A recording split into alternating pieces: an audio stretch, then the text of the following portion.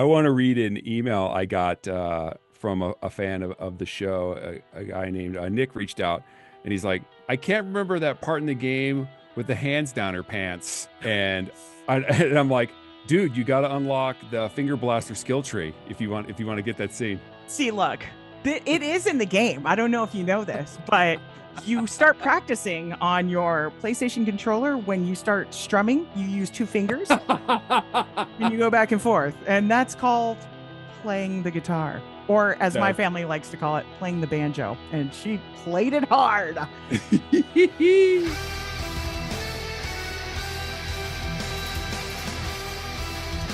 Oh, yeah, we're recording a podcast. Hello, everyone. Welcome to another episode of Fitz and Friends, the Fitz and Mo bonus show as we break down The Last of Us Season 2 on HBO. And this is going to be, I think, I'm really looking forward to recording this episode with you tonight, Mo, because the fourth episode called Day One, you and I have very, very, very different opinions about this episode. Absolutely. So if ever it was probably good that we are in opposite rooms, this is going to be the episode where it comes to the forefront.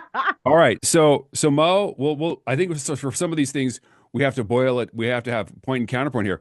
If you had to boil down this episode in one word, what would it be?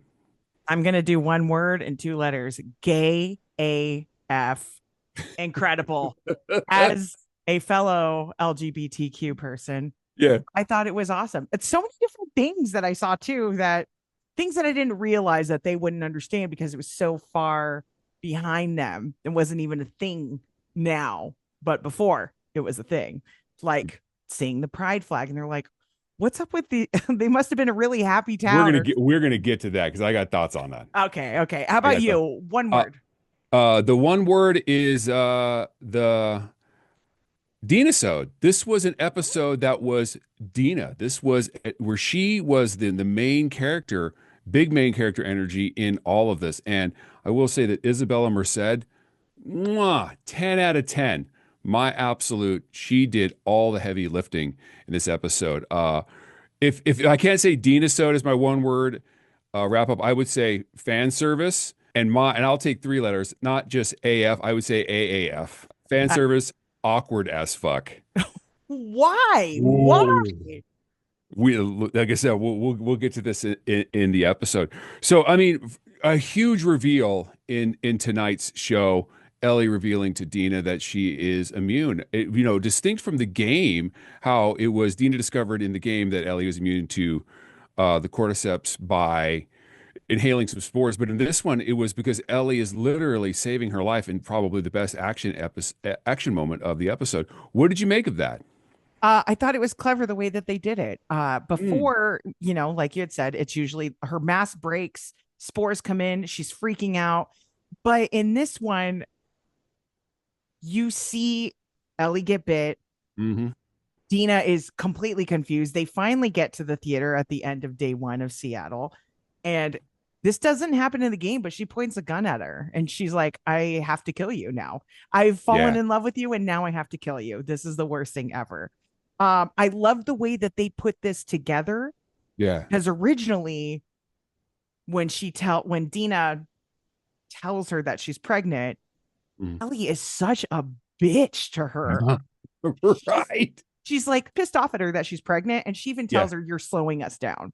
And I was like, damn, Ellie. For me, the key beats in this episode, if we had to break them down, it's we got to see the Isaac origin story. Isaac is one of the faction leaders in the game, and he was done in the game.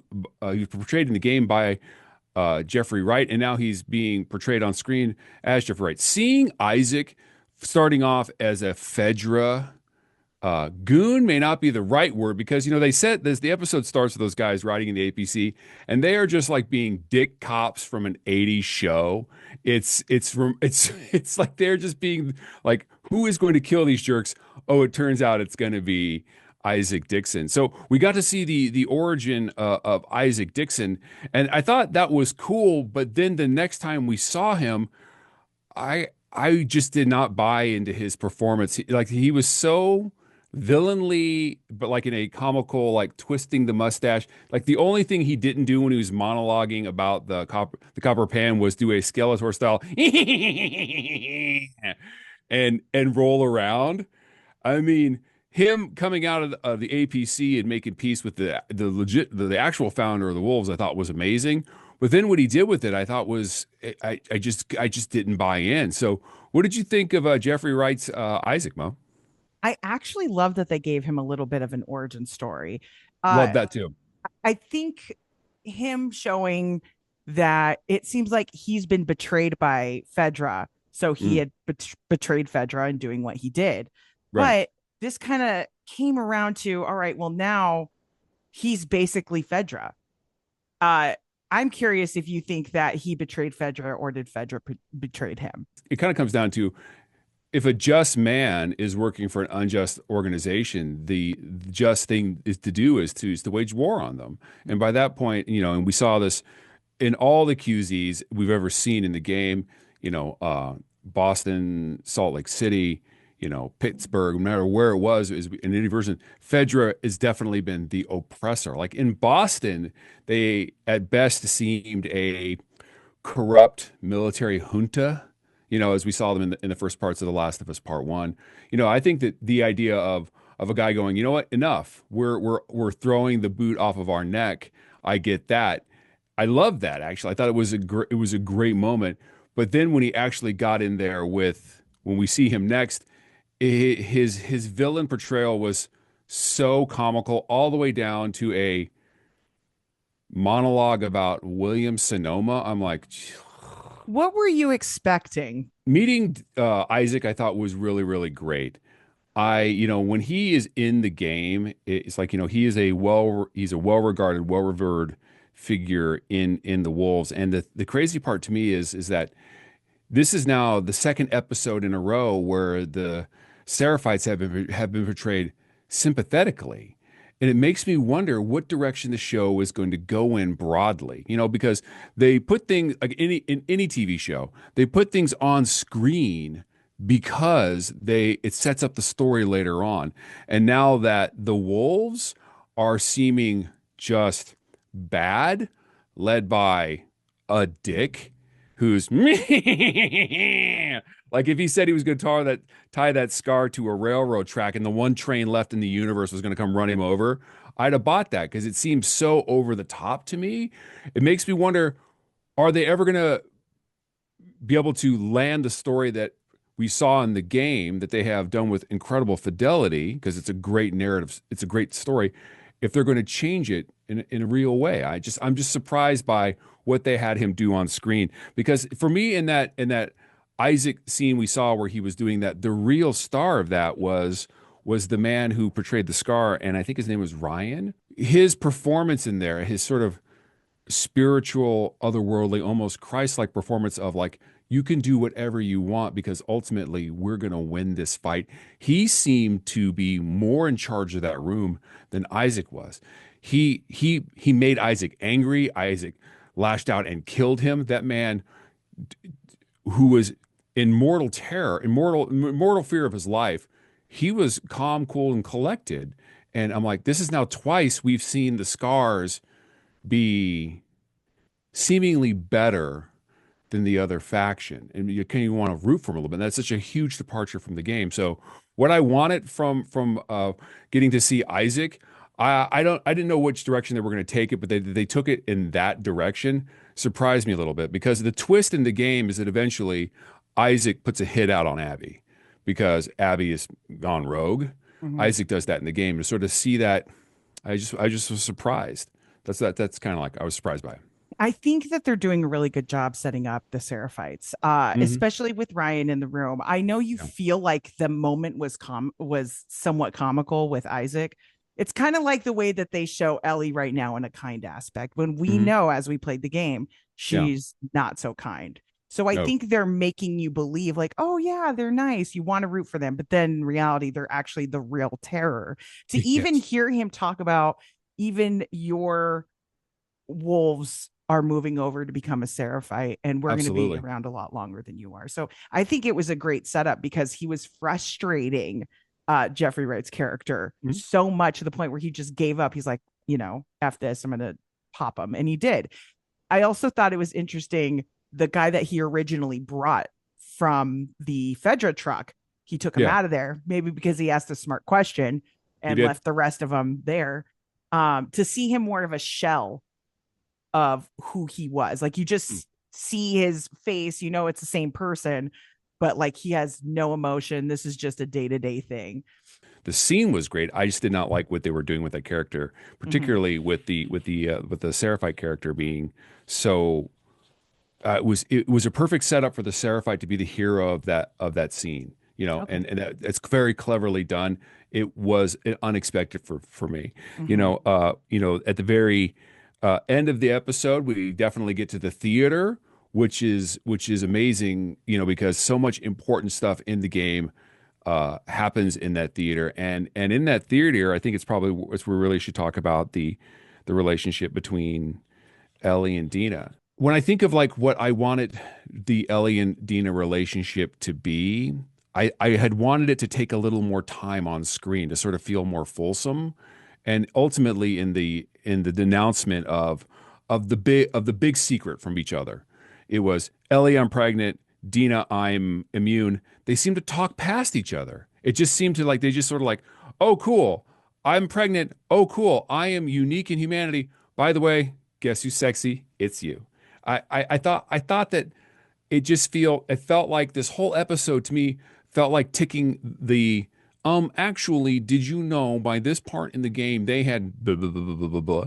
And some of these really important moments, they just didn't give it enough time to breathe. And Isabel Merced did a great job in this episode, but it really just felt like they're like, okay, we got to do this, we got to do this, we got to do this, we got to do this, we got to do this, we got to do this, we got to do this, which is why the episode felt very rushed to me. I feel like they're on track again. Okay. I'm always going to say that they're on track because, again, in between, we are filled with so much gameplay that obviously it takes time because they're having conversations within the gameplay that builds that relationship. But we have 7 episodes to get through. Okay. We Sure. are like halfway through at this point. So they kind of have to go through these beats. And I think they're doing, uh, the way that they set that up where she's like, I'm immune, and she's like, I'm pregnant. I think there's so much sexual frustration and tension that boom, it finally had to happen. And I'm really glad it happened the way that it did. Because Okay. if they would have followed the beats originally where when they first hook up in the game, it happened so quick in the game. Okay. They don't even establish a full-on relationship in the game at that point Hmm. when they have sex. So I think to fast forward to where it is now, I think it was perfect, brilliantly done. To have them move it forward into the theater was great. And even that part where they hear over the radio in the game, they go upstairs, they find a whole radio situation in the theater. Right.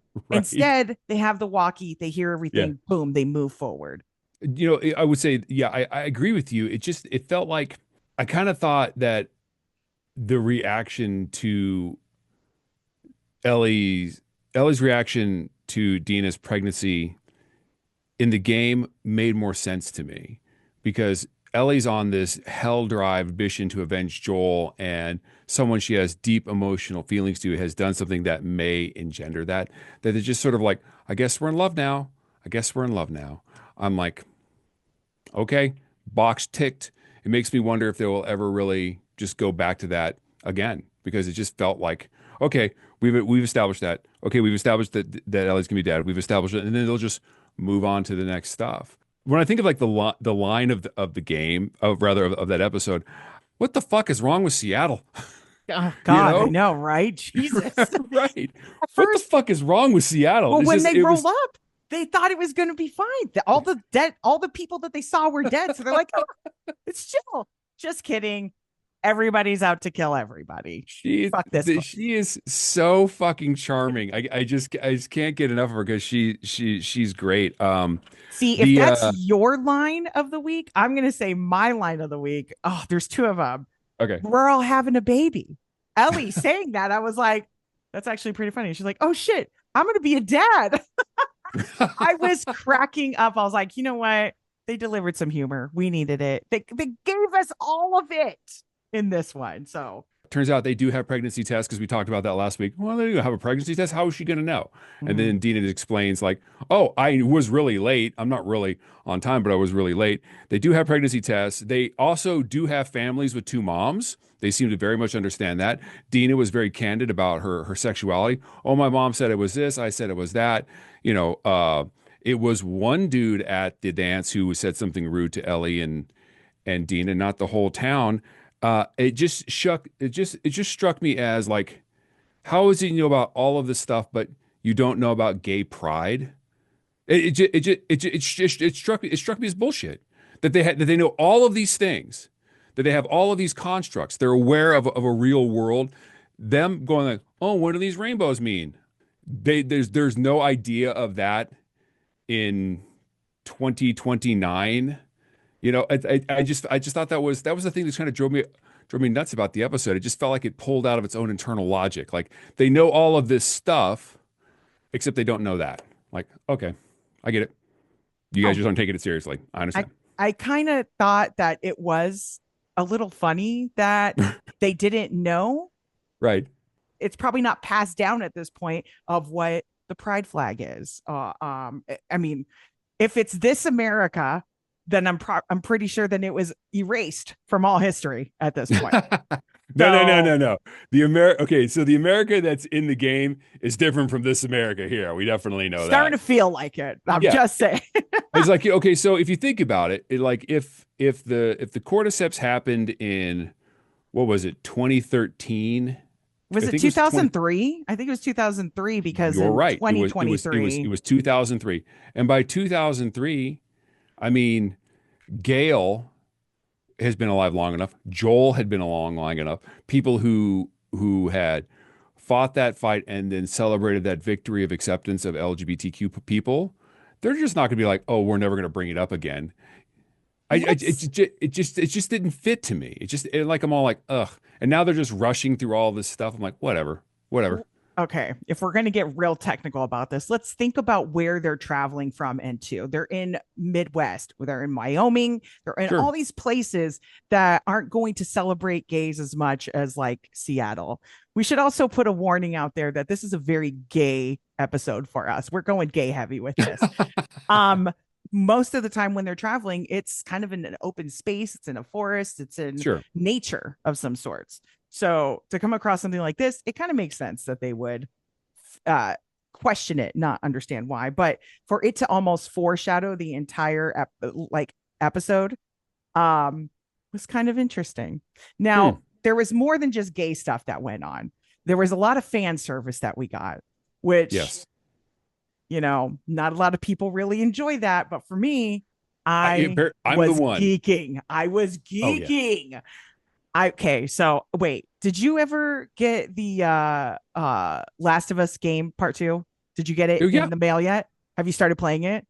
Oh no, I have not gotten it back from GameFly yet. Hello, Okay. GameFly. You should sponsor our podcast. Oh my God, We get on we it. we love you. We Fitz loves you. I've never used you. But more reason to sponsor us so I can use you. Yeah, there you go. Look at that. Turned it into a positive. But I've passed this part already in the game, and it is like one of my favorite things when they finally get to the transit tunnel, mainly because I love provoking all of the clickers when she's counting them down and stuff. And I throw a bottle in the middle where they all just start attacking the wolves Oh, because I let them finish each other before I just go and attack the rest of them. But to see them running through the entire I guess subway train and just barely get missed. Oh my gosh, it was so suspenseful. It was so good. I mean, even Ellie getting lifted up by Dina, who's pregnant. That's Superwoman powers right there. Okay. oh yeah, I thought the One same thing. hand. Yeah. That was Suddenly Dina's like, I got you. she had that motherly Hulk instinct. She's like, my lover. And then yeah, she pulled her. Oh, absolutely. But I thought it was so good on how they delivered on that. And oh gosh, there were other things as far as one of my favorite things going back to the pregnancy test that I love doing in the game, and that's looting pharmacies. God, there is Oh. so much in pharmacies. And I was like, I was legit fist pumping at all of the fan service that was happening. Was there a fan service that you actually loved seeing in this episode? So okay, so the two coolest visuals. One of them was my fan service moment when Ellie leaves the guitar in the Oh, music shop. That is as near as makes no never mind a loading screen in The Last of Us Part Two. I Uh, the still that they had on it, yeah. Oh, I had a tear, just a slow little rolling down the cheek. beautiful. You know, Um, that moment with Ellie and Dina in the music shop, I thought was so great. And again, Isabella Merced is just doing such a great job, just turning it on in a way that is just her charm and her charisma, and really sort of carrying the weight of the episode. That whole exchange that we saw on the show, you can skip that in the game. It's not mhm. it the game does not push you in that direction. That they took something that became a fan favorite, but completely optional content in the game and put it so first and so forward in the game. I thought that was amazing. So when I think of like the fan service I liked in the game, I really really liked that because it was so gamely done, and the performances were just lovely. And I'm also, as it was wrapping up, I'm like, justice for Shimmer. Those broads just left her in the shop. Totally forgot about Shimmer, to be honest with you. I I'm was like, so I'm all involved in, I was intertwined with the gay stuff. I totally forgot Shimmer was a thing. Like, oh, dang, my I, bad, horse. I'm like, I'm all, oh my God, Dina and Elliot survived. Wait a minute, Shimmer's locked in a record store in Seattle. What the fuck is wrong with Seattle where it's even possible to lock a horse in a store? Dina said it best. What the fuck is wrong with Seattle? What the fuck is wrong with Seattle? So Um, yeah, that was a great moment for me. okay. Technically, now that you brought that up, I owe you $1 now because Mhm. my prediction was they were going to skip the Guitar Hero Ellie thing. Oh, But I'm glad that they didn't because it was done so well. There was so much emotion brought out. Again, Isabella Merced, wonderful. Even like oh, you could see her literally falling in love with Ellie for while she's sure. singing. But then I was like, oh, fuck, she's pregnant. She has all these crazy emotions going on right now. Of course, she's going to be feeling this way about her. But Oh it makes sense. no. And Oh also, no. Bella Ramsey covering Aha the way that she Yeah. did, incredible. I Yeah. thought she Yeah. sang Yeah. it perfectly well. She sang it almost, maybe even a little bit better. I know people are going to come after me when I say this. Maybe even a little bit better than Ashley did in the game. Hmm. Ashley seems a little bit more vulnerable, Yeah. but I feel like Bella just took it to a whole other level with the way that she did it. I don't know. It was like I think her and Isabella have incredible chemistry. So I think that that's why that scene worked so well for me. Another great visual, real quick. I don't want to forget this because this is such a beautiful, no, it's terrifying in the game, but the WLF being hung up in the news station. Oh, so fucking good. I skipped ahead and looked at like the behind the scenes. I love watching these parts. Oh yeah. To see that it wasn't like just fake bodies being hung. They Right. were actual bodies being hung with their, I mean, obviously it's not their real intestines coming out, but to make it that quote unquote real esque Yeah. was beautiful. Oh, even the gameplay of her, the way that she moves when she's about to attack someone. I was hoping I was going to get a throat cut because that's what I love doing is sneaking up behind these motherfuckers and right in the jugular. I agree with you on all of that. We actually got to see Ellie's in-game move set done so well. Like just even the way that they coming in the side with the switchblade, Mm. jumps on, tries to choke, and then hits the stab. I'm like, oh, I've done that a bajillion times in the game. And Bella Ramsey's physicality in that moment was just fantastic. And to harken back to what you were talking about with her performance in the record store, I think that I think I, that Ashley Johnson might be a better singer, but Bella's performance, because she might not, it felt so tentative and gentle, and it Mm. felt a little bit like so not as polished as Ashley Johnson's singing. Ashley Johnson's singing is great. Troy Baker's singing is great, but it also feels very polished. That there was sort of like a little raw feel to that. I'm like, I'm with you. And then with cast that across from Isabella Merced's performance, I'm like, oh my God, it was wonderful. It was absolutely wonderful. And that's when I'm like, what the fuck is wrong with Seattle? There's so many feelings going on here. Yeah, So yeah, we got a really good great. cameo from the guitar. That Yeah. was great. But there were also some other great cameos that I don't think that you're too familiar with Yeah. because old age, we get it. You're almost Hey, in I a know what I know. retire. I know what I know. So in the beginning of the episode, we see Josh Peck from Drake and Josh, is the Nickelodeon series. So if you're a kid, you probably like watched it. Personally, I did not watch it, but I knew that they existed, and I know that Josh is like going around and still doing stuff. To see him in that was kind of funny, and to see him die was even better. Wait, okay, which one was he? Because He was the again, one mainly talking all of the trash in the beginning, talking, oh, the shit telling the talking story. cop. That was the dude from the Nickelodeon show. Yes, yes. Yeah, Oh, that's so fucking good. so good. And if anybody deserved it, it was definitely his character. I was I like, love lock that. him up in there. I thought he was going to come out and he was going to shoot him again. I don't know. Another person that I thought was a cameo, but is from what I saw is going to be in the next episode is I don't know if I'm going to say her last name correct, but it's Alana Ubach. Ubach. Okay. She was the waitress in Waiting that was the craziest one. She was in Always Sunny in Philadelphia as Roxy, and that is like one of my favorite shows of all time. So when I saw her, I was screaming. I love her so much. She's in Coco. She voices one of the characters in that. She's in Sister Oh, no Act way. 2. Yeah, and she has so much incredible range. And to see her in this somewhat villain character, just a taste of it, Mhm. oh, it has me so excited to see what else do we have coming up of her as this WLF beginning leader. Unless, Right. ooh, I wonder if Isaac kills her to become the leader later on. I don't know. Hanrahan, I think is the character's name. Hanrahan. Hanrahan. Yeah. So Yes, yes, yes, yeah, yes. Hanrahan, the woman he greeted when he got out of the thing. And I actually found, I remember, I got my notes here.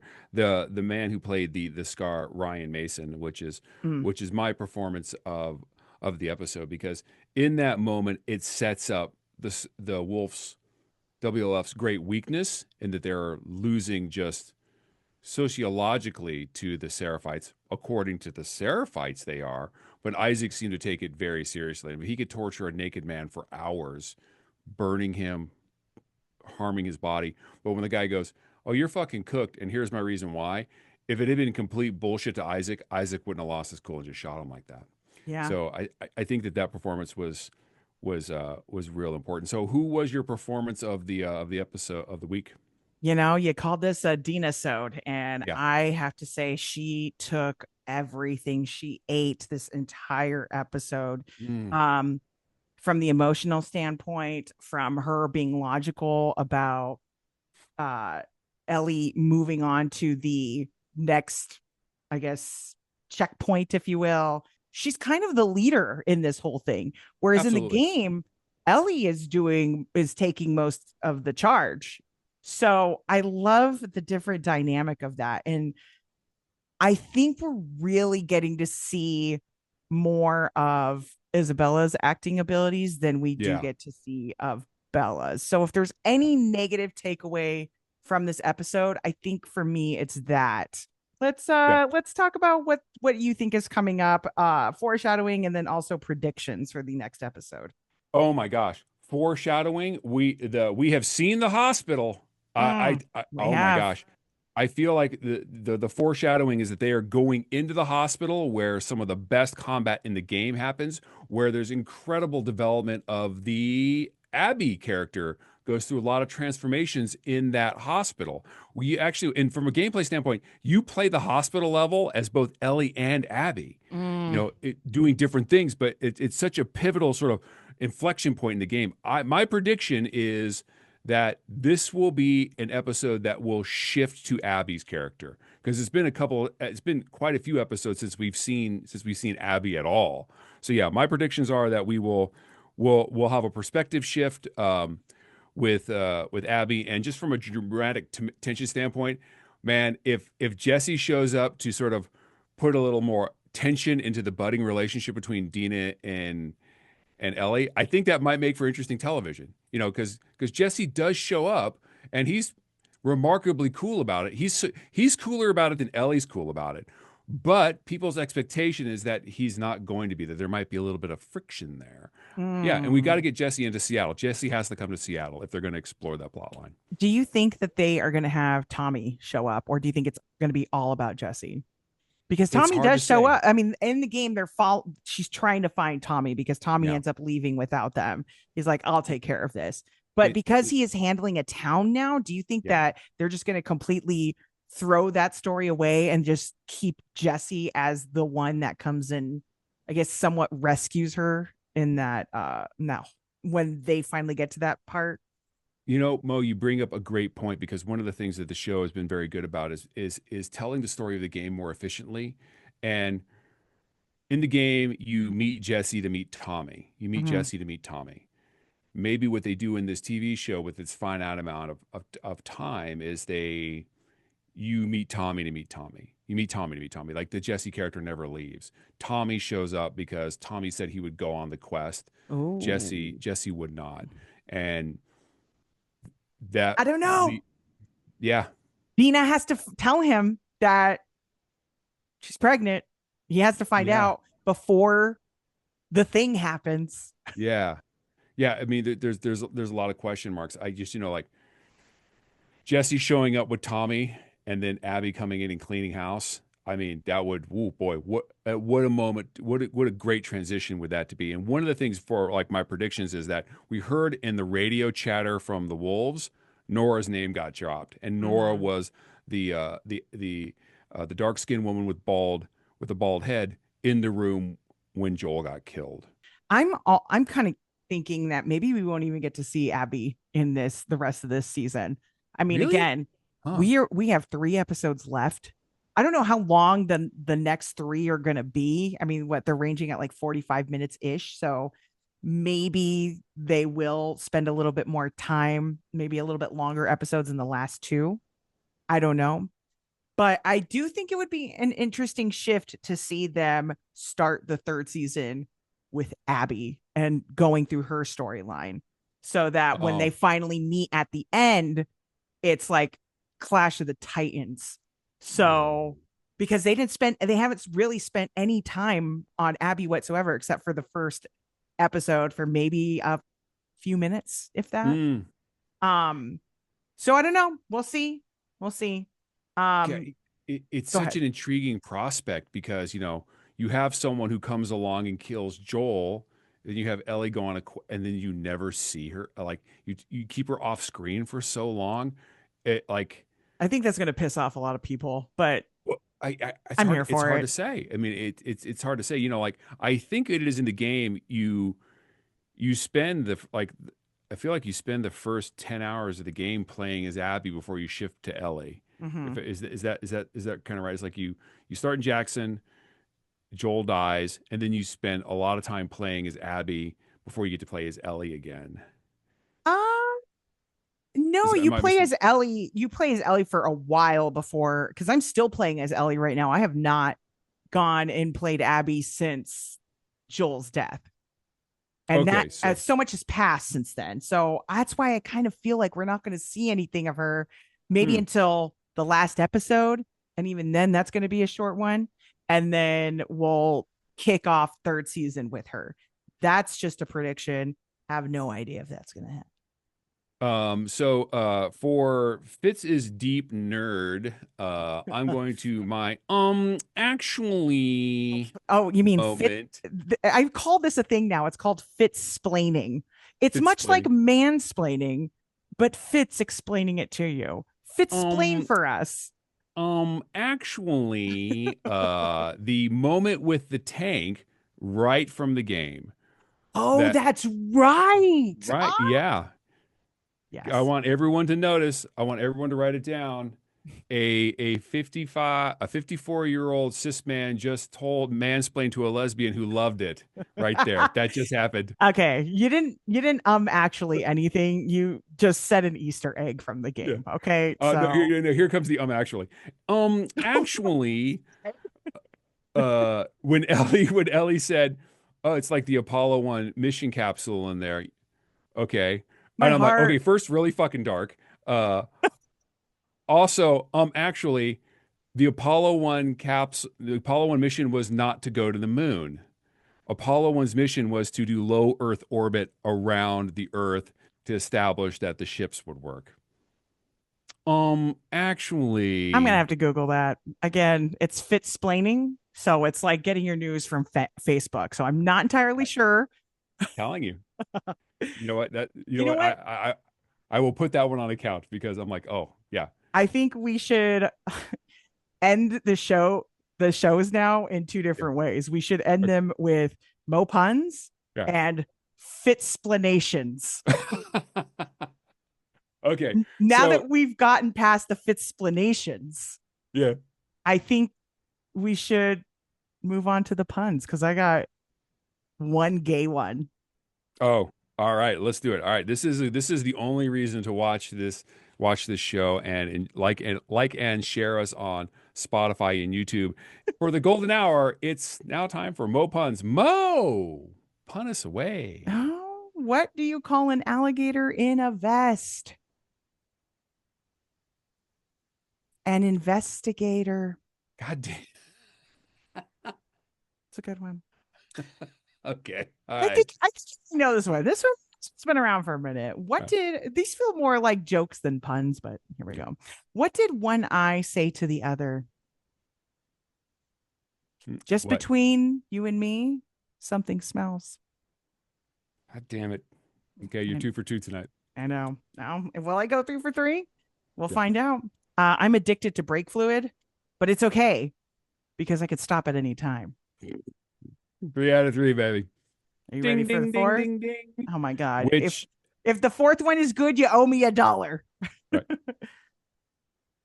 I was gonna make an anal sex joke, but fuck it. Not only will I give you $1, I will I will up my rating of the fourth episode of HBO's The Last of Us Part 2 from the 2 stars it earned to 4. It's a fur. All right, 4. whatever. It's okay to be wrong, but that's fine. Yeah, no, it is okay to be wrong because they were wrong on this show tonight. Mo, what is your on a scale of 1 to 10 clickers, how many clickers you give it and why? I'll give it a 7.25. Someone that's about to turn into a clicker, but like they're 25% there. That's what I give this. So, Fitz, I am looking forward to this next episode. We only Mhm. have 3 left. Perfect name for this episode, Day 1. Not only did we get Day 1 of the WLF, we got Day 1 of Dina finding out about Ellie being infected, Day Yep. 1 about Ellie finding out Dina's pregnant, and Day 1 of them doing a little action. Oh, Sorry. For those of you who are not watching at home, what are you doing with your hands, Mo? I am taking my fingers and I'm mashing them together ever so gently, like 2 scissors, aggressively. And I don't know Uh, why I'm chafing now. I'm just I kidding. I I want to read an email I got from a fan of the show. A guy named Nick reached out and he's like, Fitz and Mo, I can't remember that part in the game with the hands down her pants. And and I'm like, dude, you got to unlock the finger blaster skill tree if you want to get that scene. See, look, it is in the game. I don't know if you know this, but you start practicing on your PlayStation controller when you start strumming. You use 2 fingers and you go back and forth. And that's called playing the guitar. Or as my That family likes to call it, playing the banjo. And she played it hard.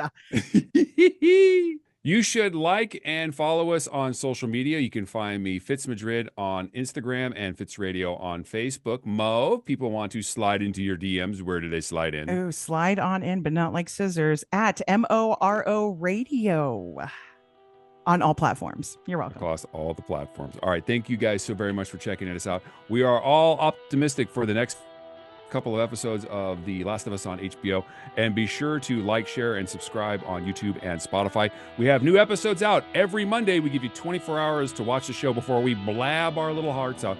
Mo, always a delight. Thank you. And justice for Shimmer. Get her out of that record store. Come on, girls. You know what? To show her on. I need to know if the horse is okay. Trust me, she's so much more safer in that record store, and I think you know why.